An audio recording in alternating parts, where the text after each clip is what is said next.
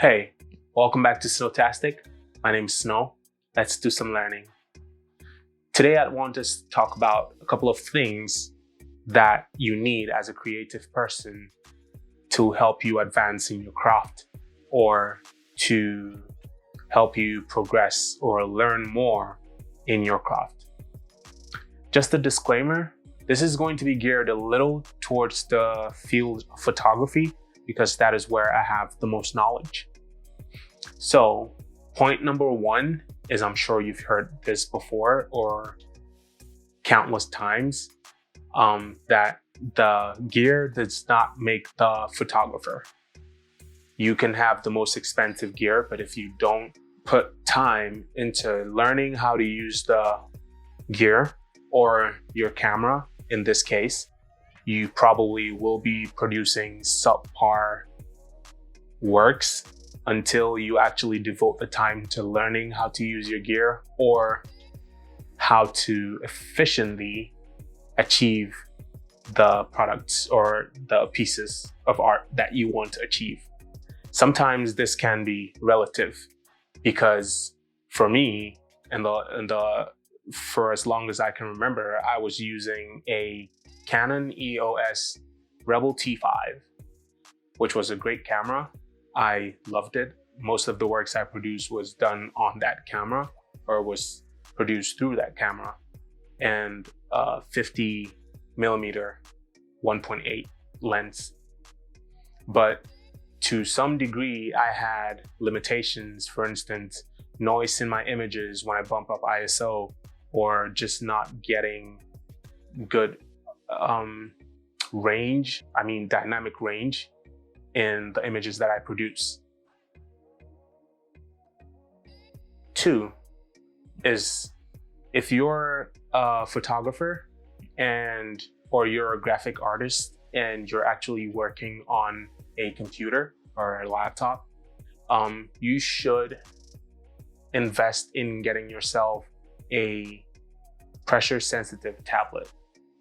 It can be pricey, but you don't have to go for the most expensive option, like the first point we spoke about. You can acquire something that is relatively cheap or cost effective to you, and then progress your art in that medium or through that medium, through consistent practice.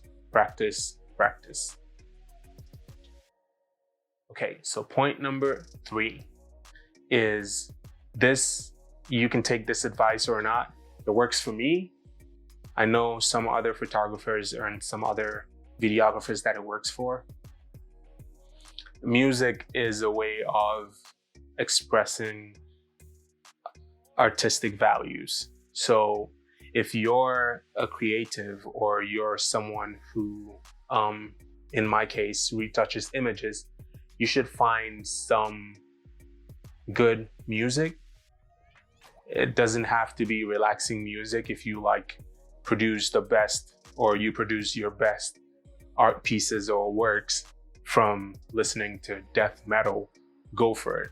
Find what makes you be in that element, be in that mind frame of creativity, and actually dwell in that space. Listen to whatever it is that helps you channel your creativity and produce your art pieces. Sometimes this can also work when you're actually out on a shoot. In most cases, you'd have to communicate with your subject, or let's say with your muse or your model or the couple you're shooting, whatever preference you have. You might have to relate with a person, so it wouldn't be courteous to have two earphones in your ears while you're actually shooting a person who needs your guidance. So you can have one, or have like a Bluetooth speaker that you take along with you to stuff like that, and then just listen to some music. Remember though, ask your client if they're comfortable with whatever you want to listen to. Okay, point number 4 is you can never stop learning. Watch tutorials. watch people you admire that actually produce the content for you to assimilate. Watch them, invest your time in bettering yourself by actually learning from people who you look up to. It's always good to keep learning, and sometimes it's better to actually plan out your project, envision what you want to produce, and then study how people have produced. There's this saying that there's nothing new under the sun, unless it's something so extraordinary that you think you're the only person who's about to produce that. It's probably out there.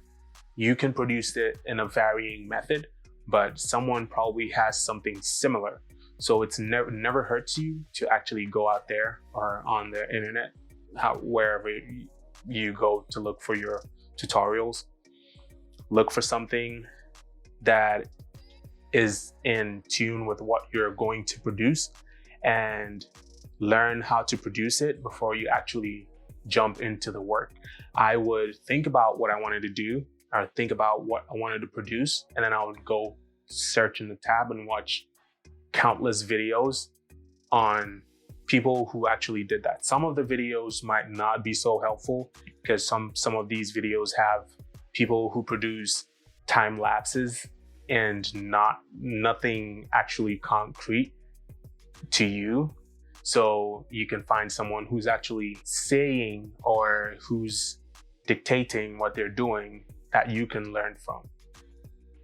So now to point 5. I'll leave you with this, and this is probably the most important in my ideology, is shoot everything. I underestimated this when I was growing as a photographer. I didn't take my camera everywhere because I didn't think I would need it, but so many times I've seen sceneries, or I've seen like a chance to capture something, and it just turned out I didn't have my camera with me. These are just a couple of ideas, if you may, that you can use to grow yourself as a creative person. They can work in your favor or not, however you take it. But I just wanted to let you know this, or to put my 2 cents in the whole whirlpool of photography and Photoshop. Until the next time, I have been Snow, and you're still watching Snowtastic. Thank you.